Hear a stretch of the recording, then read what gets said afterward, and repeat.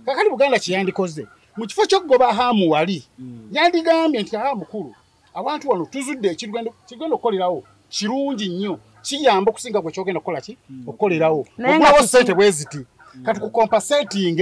oveewo tuweewo ono kyamujja enviiri ku mutwe tumukubira simu ti ebyapa balagidde tubisazeemu yaga mentions amanya g'abantu nga bana Abaganda mujjemu omutima oguteyagaliza bwera omuvubuka nga Kiggundu ng'ayimuse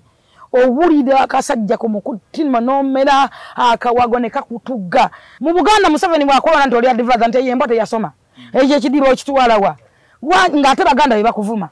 era bw'ogenda ku social media abantu abasinga okubeerako kizibu nnyo okusanga ko omuntu nga yeeta alupu simanyanga angene adongo ng'avuma oba ngavvoola Katikkiro anoonya obumulumulu abantu bwe beemulugunyaamu nga ku nsonga ez'ettaka n'ebirala abijjewo baleme kubivoola kabaka waffe olaba embizi etandise okulya obwana bwayo manya nti eba efuusa ya bulabe yeewo yennyininyini nze lujja omulungi atulaba mbabuuzaako n'ebibazo okuba nga mugoya pulogulaamu zaffe ez'enjawulo lunaku lwa mukaaga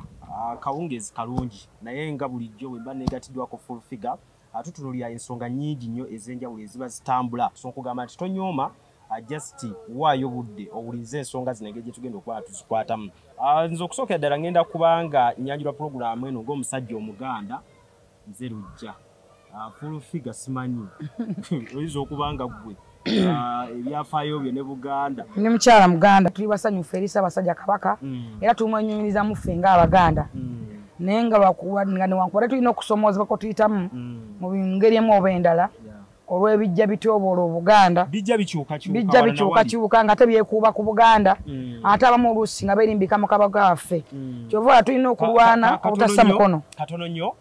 nakino katukitereeze nti olw'okuba nti ffe twenyonyodde emmanya ga Buganda n'abawangalira mu Buganda tekibajjawo kubeera Baganda ekyo kubanga Buganda akuŋŋaanya amawanga ag'enjawulo ayaniriza so kwegamba yembeera gye tugenda okukikwatamu ffenna gwani nsonga za Buganda kati engeri Omugaga Hamu gye yavuddeyo katutunulire ensonga eno ensonga za Buganda ne bannayuganda okutwalira wamu kubanga ffe tuwangalira mu Uganda kale tutandikirewo ku mulama gwe nnyini video ya Hamis Kiggundu wagirabye full figure kasi nagenda wa Bukenya video nagirabye era yankutteko nnyo maybe sandivudde ne kwogera naye kimpaliriza okuvaayo okulambika Baganda bange bannayuganda bannange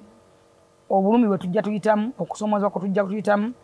obunnanfuusa obuliwo okuvvoolebwa n'okwerimbika mu Ssaabasajja Kabaka waffe ebintu bingi nnyo ebikoledde bannayuganda bye batamanyi nga byerimbise mu Ssaabasajja Kabaka nga bw'ogamba nti kanjogereko nti oyavvodde Ssaabasajja kanveeyo nkolebwe nti oyavvodde Ssaabasajja so ng'ate Kabaka ffe tumaganyira ffe tukola Obwakabaka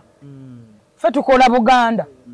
Bakiggundu bannakangubi ba Bukenya ba Lujja be bakola Buganda era bwe tutabeerawo tetusobola kukola Buganda tosobola kusanga ono gwe bata pingukinwe simanyi kola nkiyongo nga akola Buganda never naye kyannaku era kyennyamiza okulaba ng'ate tutulugunyizibwa ng'Abaganda mu Buganda mwennyini ng'ate n'abatatulugunya Baganda ng'era kyeyoleka lwatu ne Ssaabasajja yavaayo n'agamba nti abagenda okusaanyawo Oluganda beba Abaganda beeyita Abaganda bennyini era be bali mu kusaanyawo ki Obuganda kiruma bw'olaba omuntu nga Kiggundu nga bamuyuuza osooka n'oddamu emabega ne weebuuza nti nga Buganda erina Bakiggundu bameka era ssebo kamala byonna nkukubira omulanga nga ffe abazaana ba Ssaabasajja Kabaka abaana b'endala ya Nakalama okulaba nga at least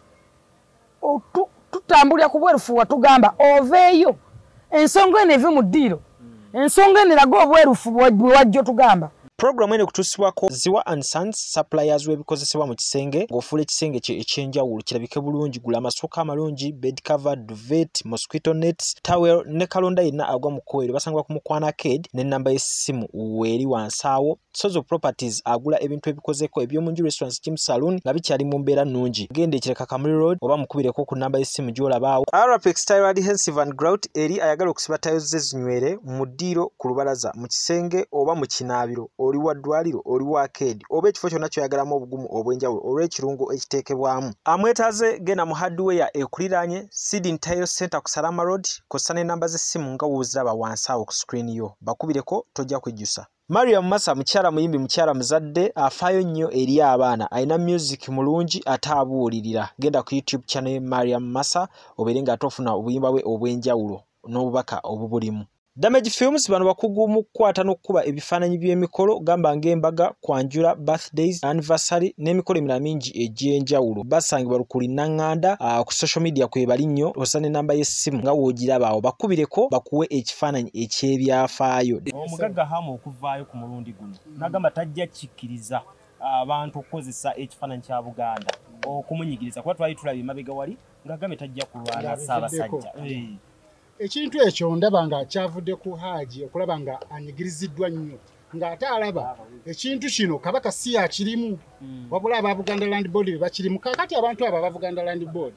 banatusonyiwa ne kati essaawa ey'okwogera amazima nti abantu baayagala nnyo Kabaka. Abantu we baayagala nnyo balina lava ennyingi nnyo eri Kabaka kati bali ne bakozesa chance eyo nti wababa nga abantu baagala nnyo Kabaka kati bo bakola ebyabwe vulugu waabwe bwe ne bakukanga nti nno Kabaka yakoze ki yalagidde nyate bakafaya webejja ate eddira Kabaka kati gwende kwekeza mpo ku ttaka eriye busaabalira Bobi Wine bagamba nti ttaka Bobi Wine aliko mbukyama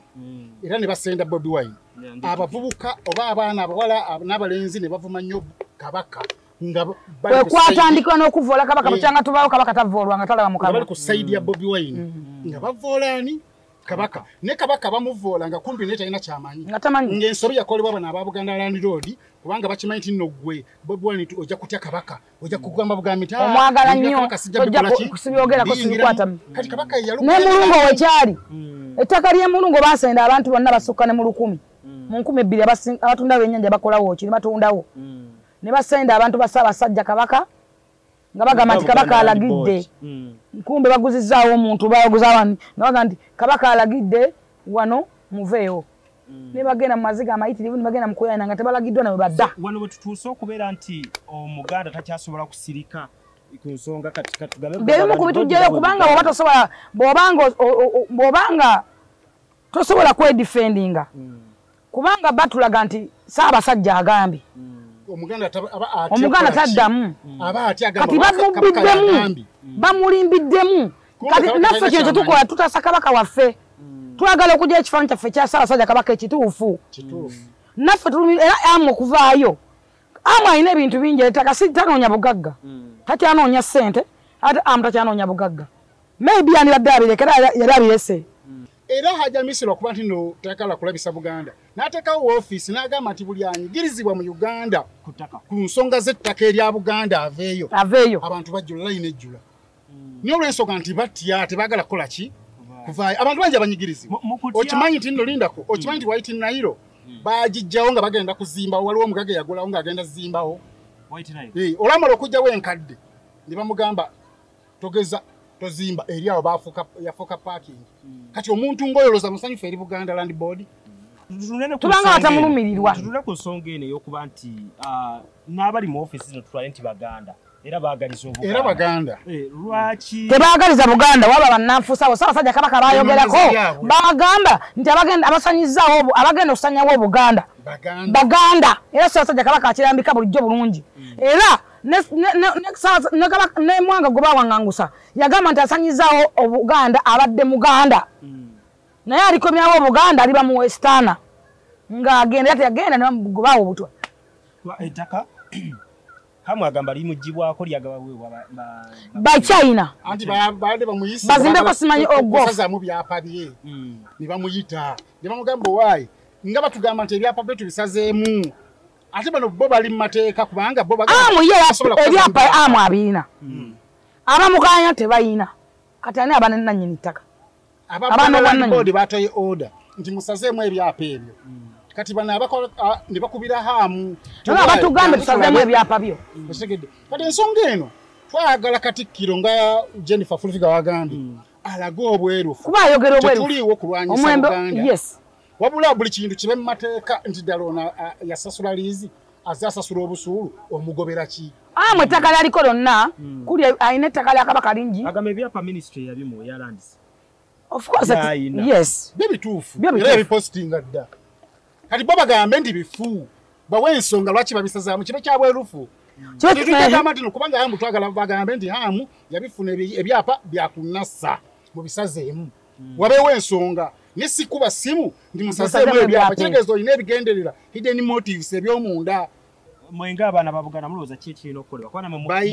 balina kulaga bwerufu mu buli kintu balaga obwerufu ebintu bingi ebiza binyigiriza Obuganda omuntu akeera kumakya n'agenda n'agamba wakati ndi Kakiri n'alagira nti ettaka lino erya Kakiri Ssaabasajja asiimye mwena muveeko kumbe yaliguzizza kikampuni ky'abakyayina oba tayimanyi ne bagoba abantu 3 ne bagoba abantu 1,000 ku ttaka nga baliwo omuyindi omu olubiri lwa Kabaka luli kuyiiko bameka mu Kampala wakati dujjudde ensiko tekuliiko wadde ruumu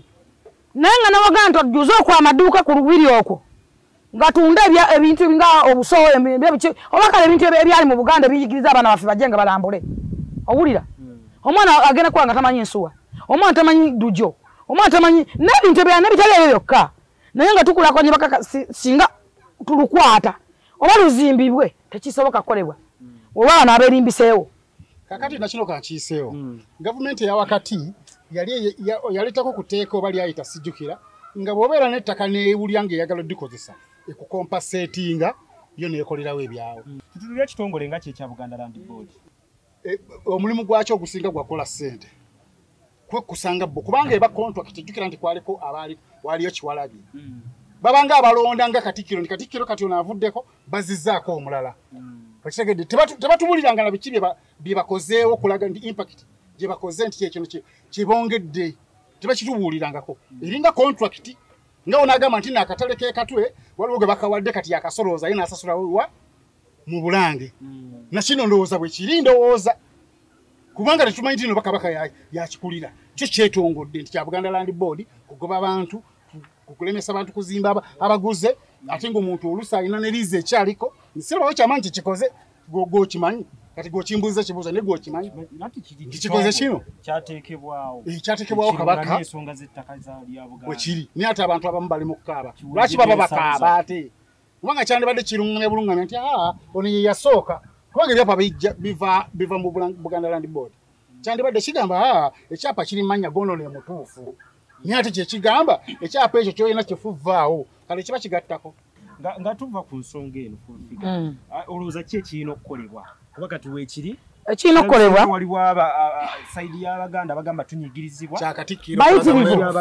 Abaganda abanyigirizibwa bayitirivu nnyo nga bankubadde tebalina na ddoboozi tebalina batandikira abakazi batabala bakyala bakulu baami bakulu balaba nnamwandu abalaba ssemwandu abalaba baana basigala ku ttaka bagobwa essaawa ya leero nkubanga tebamanyi nnyo naye nga twetaaga obwerufu Katikkiro bwasiiba ayogera mu Buganda era obwerufu buveeyo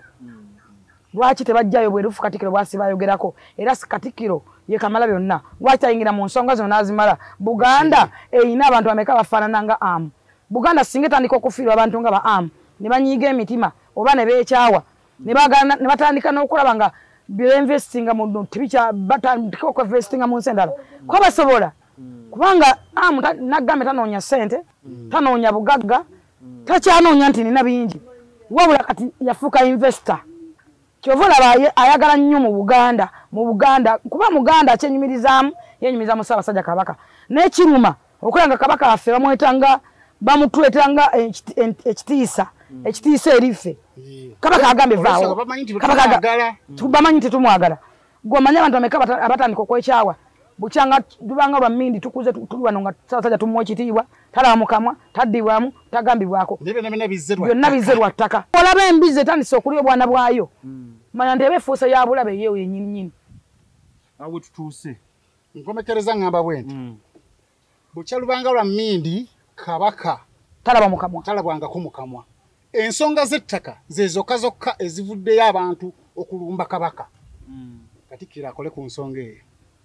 Abaganda mujjemu omutima oguteyagaliza bwera omuvubuka nga Kiggundu ng'ayimuse owulira akasajja ku mutima n'omera akawago ne kakutugga simanyi lwaki biri mu Baganda wano ndabye abantu bangi nnyo abanyankola asika mu nyankola mu nekyo vala muyombera ma offices nabbanje bajja yayita banyolo banne abanyankola ujja Kadaga yaliko yayita basoga banne nga nasima mutoyi musoga naye wano mu Buganda wokula akolanamu ofuuka kizibu gye bali mu Buganda Museveni bwakolana nti oli advance nti yembo teyasoma ekyo ekidiro ekituwalawa ng'ate Baganda be bakuvuma era bw'ogenda ku social media abantu abasinga okubeerako kizibu nnyo okusanga ko omuntu nga yeeta alupu simanyanga angene adongo ng'avuma oba ngavvoola era abantu bogenda okusanga ko abavvoola bannaabwe baana Baganda baawano baana bannambi so era ndowooza nze twandisabeyo n'emisomo egisomesa abaana bannambi kyovola nkugamba nti abali mu Buganda tebakoze bulungi nga kati Ssaabasajja kyayagala kubanga tolisangayo emisomo gisomesa abaana Baganda balina kweyisa tetulina trips ezo simanyi campfire biki ebyo teriyo counseling yonna so ng'ate ebintu byandibadde bikolebwa nga tewalina kuwaayo tewali kuyigirizibwa mirimu gyangalo emirimu era ogenda kuula nti emoleso ate osasula ssente bweziti ng'ate n'ababiri emabega bayitirivu nnyo balimbikiddemu Kabaka ajja kujjagulawo omuleso bamuwadde suuti yasiimye nze naliko n'omukyala omutama Malusu nga Ssaabasajja Kabaka wokka bwe bagamba nti agenda kujjako ku mudaala gwe bajja okuviiramu bakusaba emiliyoni ezisoba mu 3 oba 5 naye ng'agenda kuviira emmotoka egenda paakinga waaviiremu abo Yesu mukama okimanyi nti enkuuka abayimbi abayimbako bayimbira bwerere mbu Ssaabasajja Kabaka bagende Ssaabasajja aginako yes mbu Kabaka asiimye nze nakola ku CBS webakizuula ne bagamba Kabaka waba asiimye aleetereko ne miliyoni 8 twayimbiranga bwerere babigamba Shiba nabiwulira ne bagenda wa Jeff ndi Kabaka abadde asiimye naye ng'Omuganda tekikakatako okuyimbira andi ate baliga basoloza ekyo kyabwerere kyabwerere ekyobwerere ajja n'ayimba oba ku mazaalibwa ga Kabaka nga gabwerere omuntu asobola okujja n'ayimba tugenda okukolera Obuganda aboogerwako bano Hamu bagamba abamutawaanya nabo bakolera Obuganda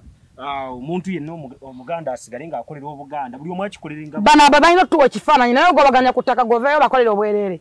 oba obusuulu simanyi bameka ate weegule liizi simanyi okuta oveeyo bakolere bakugobaganya naye yandikuwadde omulimu wogenda kuba amukyagenda okuzimba kiwala bavubuka mirimu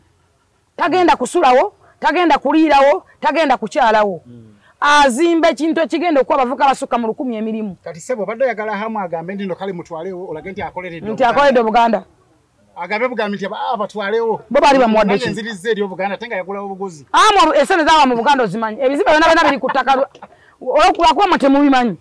omwezi ayinza okuba nga asasula esente ezisukka mu miliyoni 3 oba 4 byazimbye mu Buganda kubanga nze nalako ku office ezo zino eza gavumenti